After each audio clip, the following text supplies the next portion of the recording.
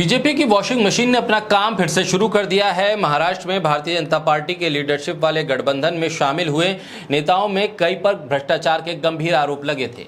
ED, CBI और income tax के अधिकारी उनके पीछे पड़े थे। अब उन सभी को क्लीन चिट मिल गई है।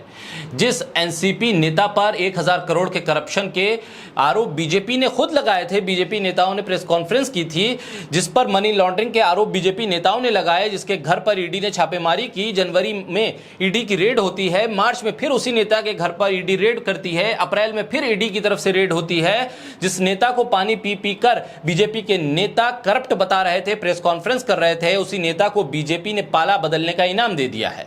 बीजेपी ने 1000 करोड़ के कथित भ्रष्टाचारी नेता को मंत्री बना दिया है। ऐसा नेता जो जमानत पर बाहर है, क्या वाकई में दाग अच्छे होते हैं? शायद प्रधानमंत्री मोदी को इस बारे में जानकारी नहीं होगी, वरना एक भ्रष्टाचारी जिसके खिलाफ ईडी जांच कर रही हो, वो कैसे उसे बीजेपी के साथ लेकर उसे मंत्री बना देंगे? वो भी तब जब पीएम मोदी ने खुद भोपाल में कुछ दिन पहले भ्रष्टाचार के खिलाफ देश के लोगों को गारंटी दी थी। बोलता हिंदुस्तान पर मैं हूं आपके साथ मिर्जा शाकिर अली बेग। महाराष्ट्र के पूर्व मंत्री और एनसीपी के सीनियर लीडर हसन मुशर्रफ को ईडी ने 11 मार्च को समन भेजा। चीनी मिल भ्रष्टाचार मामले में हसन को पूछताछ के लिए बुलाया गया और मनी लॉन्ड्रिंग मामले में भी ईडी ने कोल्हापुर में उनके घर पर छापेमारी की।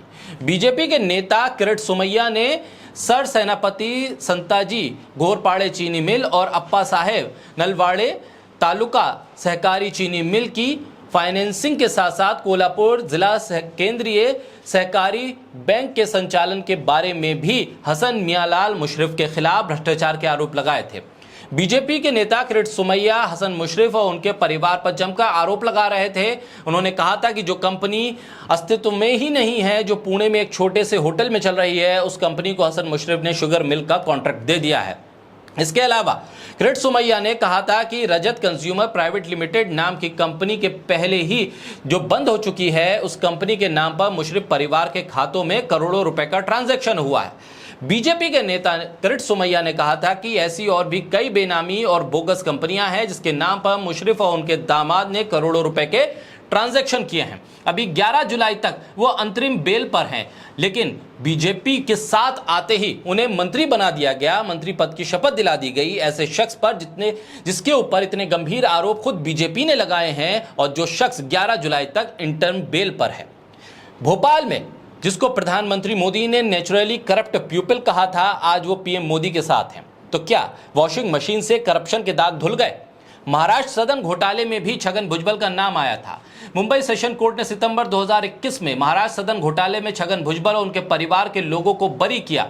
जिस वक्त उन्हें बरी किया गया, वो महाराष्ट्र के खाद्य नागरिक आपूर्ति और उपभोक्ता मामलों के मंत्री थे।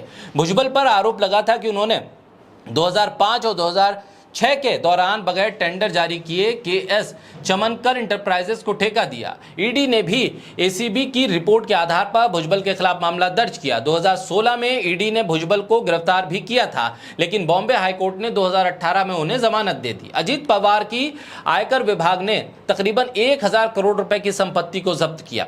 अजीत पवार की संपत्ति महाराष्ट्र, दिल्ली और गोवा में थी। जिन संपत्तियों को जब्त किया गया उनमें से एक कोऑपरेटिव शुगर फैक्ट्री भी है। इनकम टैक्स विभाग ने यह कार्रवाई 184 करोड़ रुपए की अघोषित आय की जानकारी सामने आने के बाद शुरू की। अजीत पवार अब महाराष्ट्र के उप मुख्यमंत्री हैं। उनके खिलाफ राज्य सहकारी बैंक में घोटाले के भी आरोप हैं। ईओडब्ल्यू ने महाराष्ट्र विकास अघाड़ी सरकार के कार्यकाल में जांच बंद कर दी थी। पिछले साल जब सरकार बदली तो जांच फिर शुरू हो गई। अभी चार्जशीट फाइनल नहीं है। ईडी ने चार्जशीट फाइल की है। अजीत पवार का जिक्र है, लेकिन आरोप नहीं बनाए गए हैं। अदिति तटकरे जो मंत्री पद की शपथ ले चुकी हैं, उनके पिता सुनील तटकरे के खिलाफ एसीबी सिंचाई घोटाले में जांच कर रही है। चार्जशीट में उनका नाम आया है, लेकिन आरोपी नहीं बनाया गया है। अब उनकी बेटी को मंत्री बना दिया गया। प्रफुल्ल पटेल एनसीपी के कार्यकारी अध्यक्ष हैं, शरद पवार के करीबी बताए गए। सीबीआई और ईडी उनके खिलाफ अलग अलग केस में जांच कर चुकी है। अब चर्चा इस बात को लेकर है कि वो अब केंद्र में मंत्री बनेंगे। महाराष्ट्र में अजीत पवार एनसीपी के 9 विधायकों ने बीजेपी शिवसेना शिंदे सरकार में शपथ ली है। इनमें से 3 मंत्रियों के खिलाफ भ्रष्टाचार के आरोपों में एसीबी ईडी की जांच हो चुकी है या चल रही है? क्या बीजेपी की वॉशिंग मशीन में इन तमाम भ्रष्टाचारी नेताओं के दाग अब धुल चुके हैं, सब पाक साफ हो चुके हैं? और प्रधानमंत्री की गारंटी क्या इन नेताओं के लिए नहीं थी? क्या उस गारंटी के दायरे में ये नेता नहीं आते हैं?